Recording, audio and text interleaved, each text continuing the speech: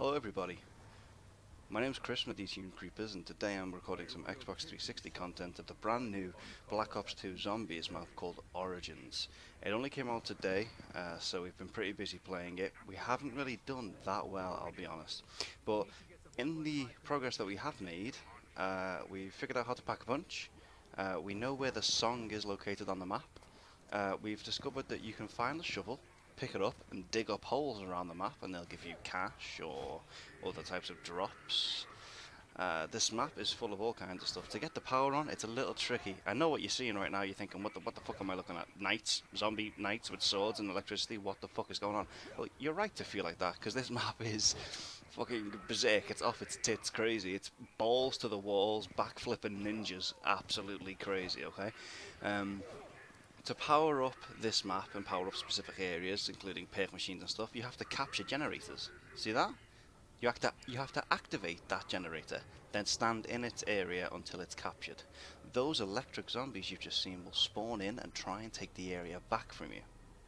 So it's kind of like they've thrown a multiplayer aspect into the game. That green thing on the floor, right there, that green thing you just saw, that's one of the pieces for the song, which does come on later on the level, but for some reason it was incredibly quiet when I recorded it, so I'm really upset about that, and I will record that again, because it sounded fucking great from what I kind of heard a little bit. That perk you just saw me pick up, Blood Money, that's just a currency bonus that comes out of the floor when you dig it up with your shovel. There are 2 shovels in the spawn area just on the walls. Look for them, it's really easy to find, it's not that difficult. The map itself we found to be quite difficult. It reminded us a lot of Shangri-La in some aspects, because it's very tight corridors everywhere, and it's sharp lanes and tight corners, and there wasn't really anywhere that you could stay and farm the zombies, do some circles, survive for a little while. It's like you constantly have to keep moving and keep progressing through this map, which now is great. I absolutely love playing this shit now, and I can't wait to get even more videos up, solo and co-op. But it's going to be difficult for anyone to adjust to. So don't get this map thinking, oh yeah, Nikolai, Debsy, Richtofer, they're all back, woo, let's go, because it's not going to work out like that at all. It's a difficult map. The giant robots that are in it as well, those you really need to look out for. You'll notice that in most parts of this map, as this gameplay goes on, there are a lot of really big ditches which have like muddy water in, and it's hard to walk in it and you can't really get out of it. The really big ditches, those are the places where the giant zombie legs will stand, and you can be crushed. However, it won't kill you instantly, kind of like the elevators did in Die Rise. But you will be downed. You'll be on a black screen for quite a few seconds after you get stood on it. For a second, you wonder whether you have fucking died or not, because it's scary shit. Here's another one of the items required for the special song to come on. Yeah, it is pretty scary. You've got those giant robots to deal with. I don't know if they're going to help us or hinder us. I'm not really sure. As of yet, at the minute, all they do is seem to get in the way, but I'm sure they're going to have some other crazy ass purpose going on. And then of course on round 8, I think it is, there is that weird monkey in a giant metal spacesuit dude who just drops out of the sky. Me getting down there is my own fault, ignore it, you didn't see anything. He's got some sort of weird name that is listed inside the achievements. In one of the Black Ops teaser videos that the designers and developers published about this map, one guy called the enemy, I think it was Diesel Punk. Me personally, I'm just going to call him Metal Dick, because he's made out of metal and he's a fucking dick. He'll fire a claw at you and drag you into him, and then you just kind of go down. He's got blowtorches. It just seems a bit unfair. Here's me with a shitty ass pistol and he's like, blowtorch bitch, woof, and it's over like that. But we do take him down in this video once or twice, definitely once or twice. But as it progresses through the map, we find out that it's pretty easy to actually kill him. You can just get a headshot on him really simply. The front of his mask is made out of glass. That shatters with only a few bullets, and then you have to secure the headshot on his face inside the helmet. I know that sounds really tricky, but don't be too bothered by it, because I managed to headshot him from behind. not in this video, but on another one, I was on the rideable tank, which again is in this map. It's really easy to access and use. You will see it in this video. But I was on the tank on another playthrough, and I shot him in the back of the head, and it counted as a headshot, even though I shot like the metal of his helmet. I don't know if I had double tap when I shot him, which could be a contributing factor, but I got him either way.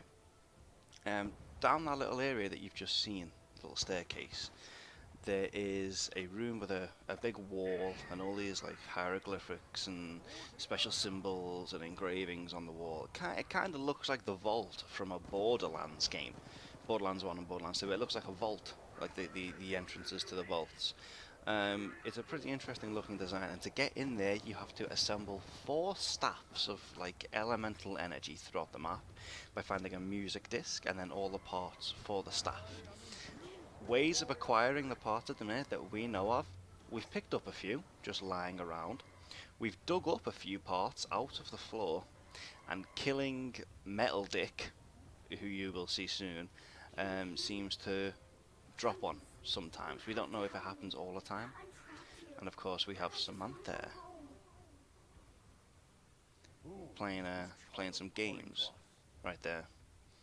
She speaks quite a few times through the level, as does Richtofen. Richtofen is describing his story and all the rest of it. Look, zombie blood. See? I wasn't lying to you guys, I did pick one up.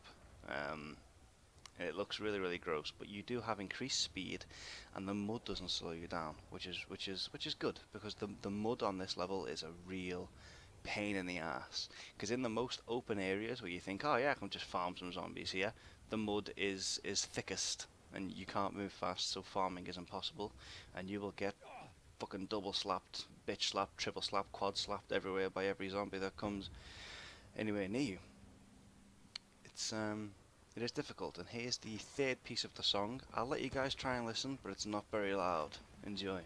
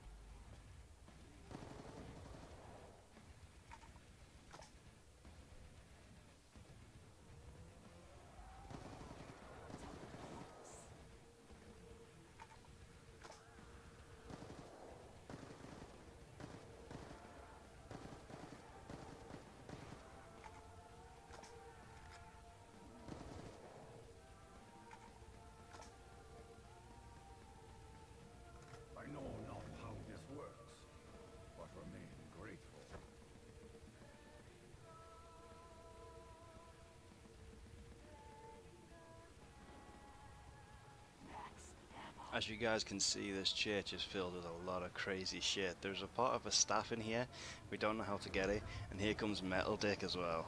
This guy is really, really not fun. The tank is downstairs in the church as well. It's a really good place to come to, the church, I must say. Downstairs we got tank and a spare shovel in case any other, teammates want one other than the two that are in the main spawn. There's writing on the wall, the numbers, I'm sure you guys saw those. I tried shooting the 11 and the 5 for element 115, just, throwing it out there, maybe, who knows. But nothing seemed to come of that. I have no idea yet how to reach that part of the staff, the big pink, like glowy area you saw where things were floating around. I have no idea how to reach that, but look, there's his glass broken on his helmet. Basically, during this kill on him, I was just flailing. I was just panicking, just jumping around. I think he died there. Yeah, look, he died there. I just hit him in the face, and he fell down. You won't see the actual item floating because I had to re-record this from theater mode because my device crashed on the live recording. But there is a part of the staff floating right there, as you can see. Of course, now we hear Samantha again.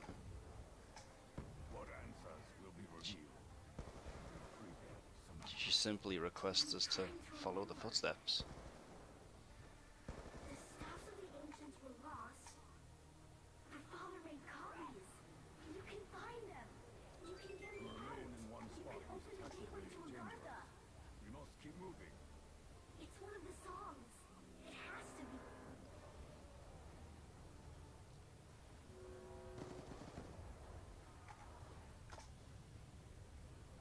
Time for some tank action. I promised you it'd be, the tank itself, I kind of expected it to be a bit more useful than what it was. I mean, it was good for getting around, don't get me wrong. I mean, it saves walking through all that fucking shitty ass mud. But it just kind of takes you from one side of the map to the other, and then it stops. So it's a little strange. Savage Bowlhead and Savage McLovin are both in this game, but I haven't seen them for, like, as you can see, like most of the game. I haven't seen them for fucking ages. I have no idea where they are, what they've been doing. But they survived, and that was all that mattered. Unfortunately, Dave did disconnect eventually. Savage McLovin, we lost him. We lost him. Big ass giant footprints. I'm not sure what the blip is all about in the sky. That blip in the sky comes around occasionally. I'm not sure if it's going to be something specific to the Easter egg or something, but it always comes up. Yeah, see, there goes Dave. We knew it was coming.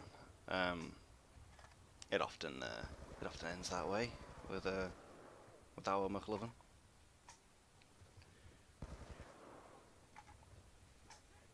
The main thing that I noticed about powering up the generators is that at the centerpiece of the map, there's like a sort of relic chamber of some kind, a big monument that again looks like something from Borderlands, something to do with a vault. And I noticed that in the middle of that was like a little ruined thing with a few round cylinders in it, and to me it just screamed Pack-a-Punch.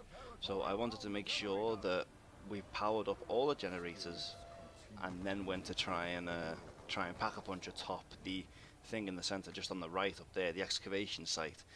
I had a hunch that that would pretty much be where the Pack-a-Punch machine was, if not underground in the weird tunnel areas that can only be opened with the staffs. As you can see here, these lights in the sky, these indicate that the zombies are randomly trying to take back a generator. As you can see, they just sort of bash into it. It's up to you to get there, fucking smack their asses off it, and take it back. It is quite difficult to do though, as you can see. Bit of max ammo there. There we go. Generator's back. Yeah, this was probably the best that we've done so far today in any videos. Because it is an insanely difficult map. I just can't wait for you guys to see the Pack-a-Punch weapon skins. Honestly, by far the coolest and best Pack-a-Punch skin you will ever see in like all your days. I'm not even exaggerating. It's the shit. Okay, it's the shit. I'm not describing it to you. No, you can wait for it. I ain't describing it. Nope. You guys can fucking wait for it. Just have to power up this final generator now, and the area where we can pack a punch will become open. You guys know the drill by now. You power on the generator, you keep the electric bitches out. That's it. Keep them out. Stay out. And sure enough, the more players you have on it, the more that it'll power up. We did forget to do generator 2 though, as you can see, so I kind of had to rush back and sort that one out. Once they're all powered up, it opens up the center of the map so that we can pack a punch. The mystery box itself, I'm not sure if you've seen it in this video. I can't really remember now thinking back, but the mystery box itself has got its whole new design on this map, and it looks unbelievable. It opens in a completely different way.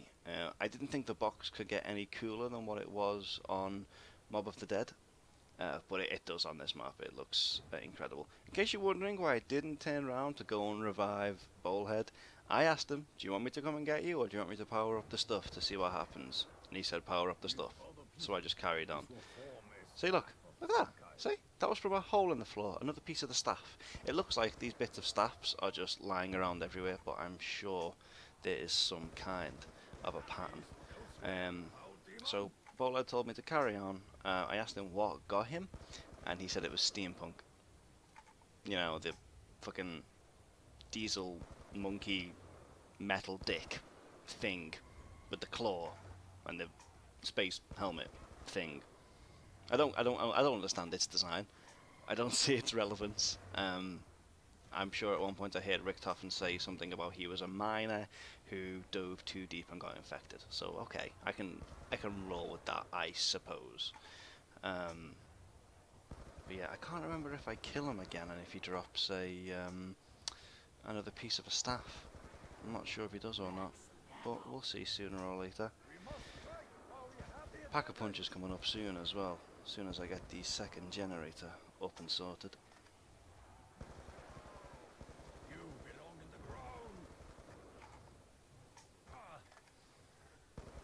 In total, we must have had roughly 14 attempts of this map, and the majority of them ended up reaching round 8. It's a tough map. This attempt, I think we got to round 14, although you won't see the end of it because, again, my Xbox crashed. My Xbox Elite, my nice, good Xbox, it crashed during this recording, and the end of the game kind of went west. But from what I understand, people went down and it was game over. As it does happen in zombies, you know, you can't win. You play to die. The sooner you realise that, the more comfortable you'll be when it happens. Yeah, there's also a few other little special things which aren't, you don't see them in this video, but I'm going to try and cover them in another one. There are small chest-like things around the map, these small little stone-looking chests. Bulbhead got spawned there in front of Dieselpunk. Yeah, how fair is that? There's small little chests scattered around the map. Some of them, when you kill a zombie near it, the lid will pop open and it will suck the zombie soul in, and it just goes boop into the chest, and that's it. It takes a lot of zombies. It takes a hell of a lot of zombies to fill up the chest. I filled up one at one point, and it gave me a part for a staff, and I filled up one at another point, and it simply sunk into the mud. So I'm not too sure what those chests mean, or what they're used for at all. Zombie blood this time from Metal Dick. Okay, not bad. It's fine. Whatever. It'll help me get to the Pack-a-Punch, which is, I think, is where I'm finally heading now. I think I was on my way to Pack-a-Punch now. Bowlhead is again dead, unfortunately. He didn't have the best of times, but he put up a good fucking fight. This camo itself has got to be just the nicest one I've ever seen. As you can see, now that all the generators are done, the Pack-a-Punch machine is here, and it is good to go. But I lack the points, so let me just kill a couple of these, get enough points, throw a gun in and we'll see what it's like. I didn't want to pack a punch the MP40 because I know what that becomes. That becomes the afterburner. I remember that from Black Ops 1, I think it was in. It may have been in World at War Zombies as well, possibly, but don't hold me to that. I remember it from Black Ops Zombies. Always check for the giants in areas like that because you can get stepped on. I wanted to pack a punch the, is it STG? I think it's called the STG. Yeah, the STG-44. I wanted to pack a punch this to see what it was like, because I don't think I've ever done it on any other game. Because it's a great weapon now. And I thought if I pack a punch it, it's only gonna get fucking better, obviously. Fucking move. Fucking. Those zombies caused a lot of trouble for me there. Nice big metal toe in my face here. Yeah, excuse me, Mr. Giant. There doesn't seem to be any damage if you touch them, but if you're underneath them when they land, you know, you're toast. That golden ball you just saw shoot away from a zombie, that went into the chest I was telling you about a few seconds ago. It's pack-a-punch time. Hold on to your bollocks, it looks fucking beautiful. I don't know where these zombies come from. I have no idea where they came from, but don't worry about it. Look at this camo. It's like glass with like blue sort of little staticky bits inside the gun. Look, how nice. I reloaded it about 9 times just to look at it. Look how nice it is. It's like a transparent glass, bluey, icy. It's just fucking awesome. It's by far my favourite pack-a-punch camo ever. But, you know, I put it away, and I leave it be.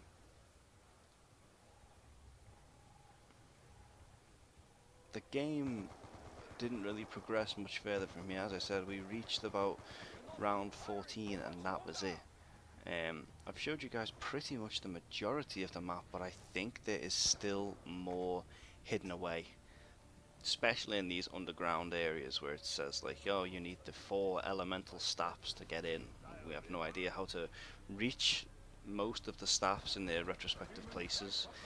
We know of 1 in the church and 1 underground by a big staircase. We don't know where the other 2 are.